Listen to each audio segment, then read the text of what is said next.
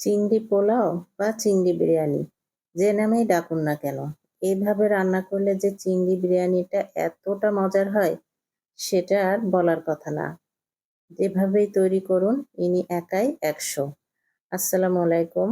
আজ তৈরি করব চিংড়ি বিরিয়ানি। অপূর্ব স্বাদের।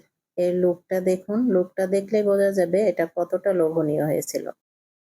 এটি তৈরির জন্য প্রথমে ফ্রাই প্যানে দিয়েছি ১ কাপ পরিমাণ তেল। এবার ওই তেলের মধ্যে দিব ১ কাপ পরিমাণ পেঁয়াজ কুচি। বিরিয়ানি রান্নার ক্ষেত্রে মাংসের থেকে মাছের বিরিয়ানি যখন রান্না করতে হয় সেই সময় পেঁয়াজের পরিমাণ একটু বেশি দিতে হয়। তাহলে এর টেস্টটা খুবই ভালো আসে। পেঁয়াজটা খুব বেশি লাল লাল করে ভাজা যাবে না। হালকা যখন সফট হয়ে এসেছে তখন আমি দিয়েছি ২ টি তেজপাতা, কিছু গরম মসলা। এবার দিলাম আমি কিছু স্পাইস। তার মধ্যে আছে ঝালের গুঁড়া, ধনিয়া গুঁড়া এবং লবণ।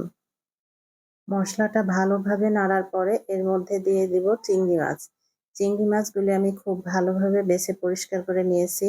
চিংড়ি মাছটা দেওয়ার পরে এখানে দিব আদা, রসুন এবং শুকনো মরিচ একসাথে পেস্ট করে রাখা। এবার এখানে দিব 1/2 কাপ পরিমাণ টক দই।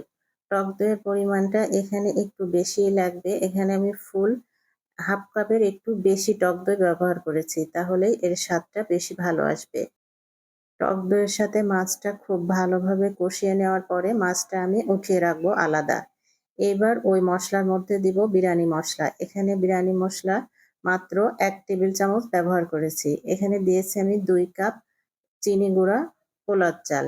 চালটা আমি আগে থেকে ভিজিয়ে রেখে পানি ঝরিয়ে নিয়েছি। সেই চালটা দিয়ে এই মশলার সাথে খুব ভালোভাবে মিশিয়ে নিতে হবে। চালটা যখন খুব ভালোভাবে ভাজা হয়ে যাবে তারপর এখানে দিব পানি। এখানে ২ কাপ চালে ৪ কাপ পরিমাণ পানি দিয়েছি। পানিটা যখন চালটা খুব ভালোভাবে ফুটে আসবে, সেই পর্যায়ে এখানে দিয়েছি কাঁচামরিচ এবং চিংড়ি মাছটা। একটু পানি থাকা অবস্থায় যদি মাছটা দেওয়া যায় তাহলে পুরো বিরিয়ানির মধ্যে মাছের ফ্লেভারটা খুবই ভালো আসে। দেখুন আমি একটু পানি থাকা অবস্থায় মাছটা দিয়েছি। ঠিক এইভাবে যদি দেওয়া যায় মাছের ফ্লেভারটা সম্পূর্ণরূপে বিরিয়ানির মধ্যে থেকে যাবে। এবার আমি এটা দমে রান্না করব। খুব অল্প আঁচে দমে রেখে দেবো ২০ মিনিটের জন্য। দমে রাখার আগে আমি এখানে সামান্য গোলাপ জল ব্যবহার করেছি। এই সামান্য গোলাপ জল এবং আপনারা দেখেছেন আমি খুবই সামান্য পরিমাণ মশলা ব্যবহার করেছি।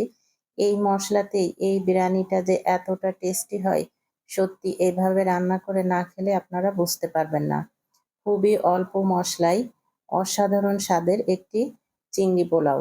ওপরে আমি দিয়ে দিয়েছি কিছু বাদাম। তৈরি হয়ে গেল ইয়াম্মি চিংড়ি পোলাও। ভালো লাগলে লাইক, কমেন্ট, শেয়ার দিয়ে পাশে থাকবেন। আল্লাহ হাফেজ।